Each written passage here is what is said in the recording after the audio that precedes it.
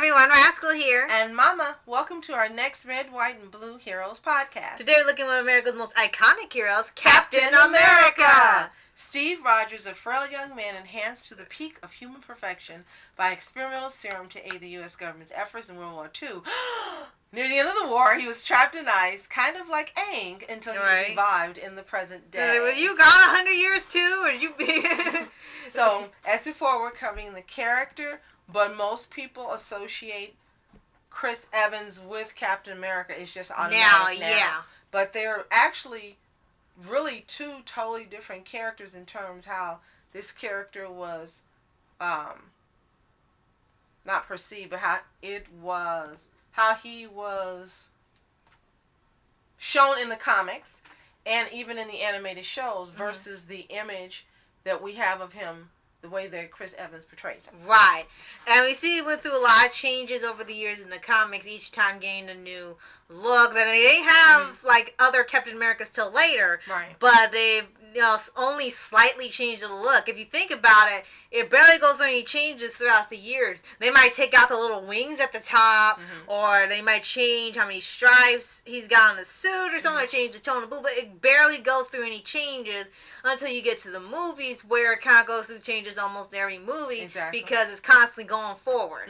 Unlike an animated series where it can just stay the same all you want until you decide to change it. Right.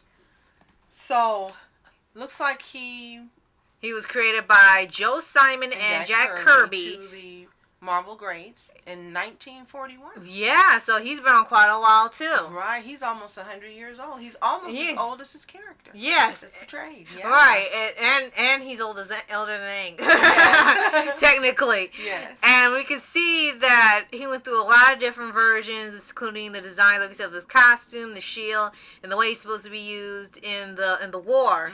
And even when you saw that in the first Captain America movie, they kind of had a little joke where it was for show, for entertainment, until he actually became the soldier and taken seriously. And then, of course, before they got to the Avengers, you saw quite a bit of his comics. And... yeah, and look, Captain America and Falcon, which we now see in the MCU, and has given a major mechanical upgrade. So everything's been more technologically advanced for the Avengers, but Captain America is like the only one that kind of stays with his trademark shield and using his head and his skills, as opposed to everyone else who most likely just use some type of technology or something now. And I think what I really love about the incarnation and how it is in the MCU is that his values, his core values, his morals, all of that has stayed in place. No matter what happens, he still holds on to the core values of people being free, loving people regardless of who they are, non-judgment, and his primary goal all the time is protect human life. And it never changes, which is great. And no matter how in the thick he gets, no matter what the controversial element may be, or the topic, or the events that happen, he still stays true to those basic core values. And no matter what happens, it doesn't change him. And I do love that about this character. Right.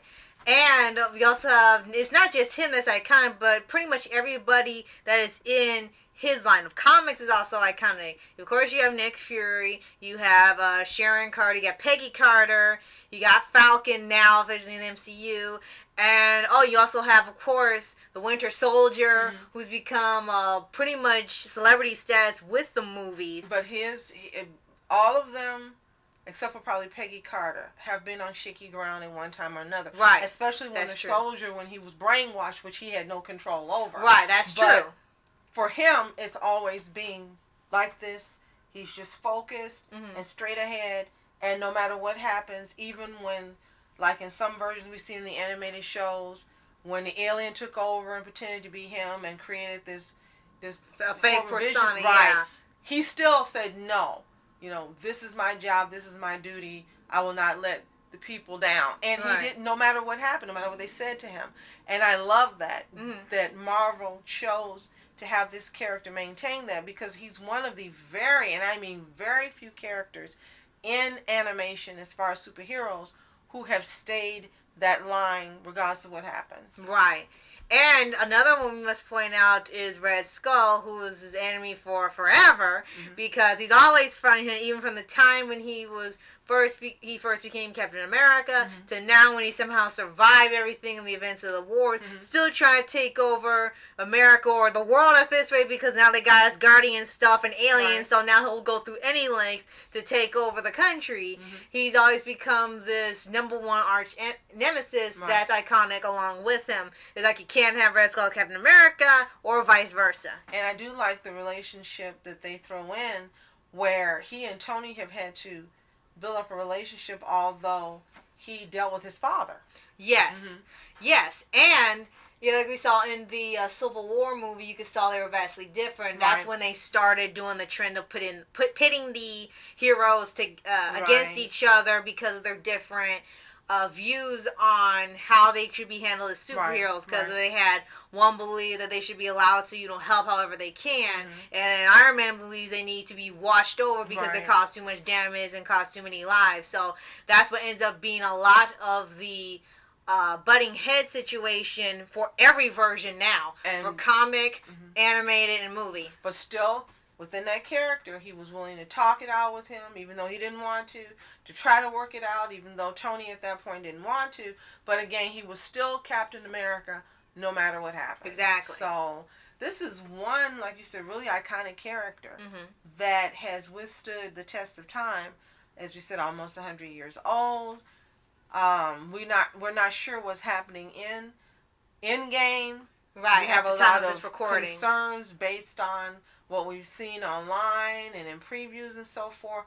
But I really, really hope that Marvel hasn't decided that Captain America's end has come and he's become outdated and passé and eliminate him from the MCU. That just would be a tragedy. Right, especially that would be a bad send off to the character, because after Endgame, that's it for a lot of these characters in here, regardless of we know what happens in the movie or not. A lot of these characters are not going to be in the next phase of the Marvel movies. It's going to be on these new set of heroes, and no more cameos, no more movies about them. It's going to be it. So yes, we hope that when we see Endgame, they have not given him a bad send off, and there's still good that comes out of the end of this part of the Marvel Universe. It's almost as with the passing of Stan Lee as the passing of an era.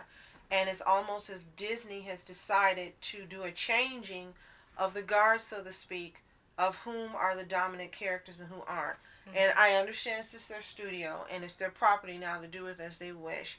But I really hope there are not so many taken out as they did in the Star Wars franchise that we no longer recognize the MCU. Right. So, yes, tell us what you like about Captain America in the comics. Do you like the movies more, the animated adaptations, or the comic books, or pretty much all three? And if he was your favorite long before the movies came out with the MCU.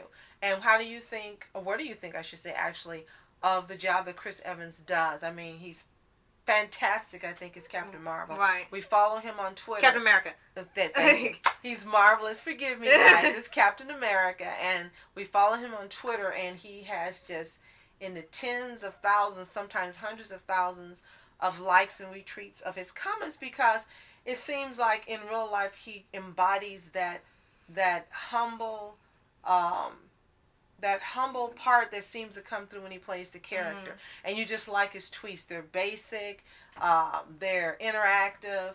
He talks about his dog, he talks about people, he talks about things that other people care about. So also, if you're a follower of him on Twitter, tell us what you like most about his tweets. Right.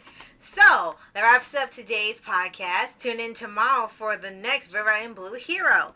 I'm Rascal Entertainment. And I'm Mom Entertainments. Have a fantastic day. Peace. And reporters sitting, flashing lights, trying to walk around, man, who the hell are you?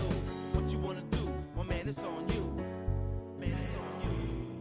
With her in my dreams, she was my queen. A castle in the mountaintops, rivers and streams. Plucking sunlight from the sky in my pocket, give it to you later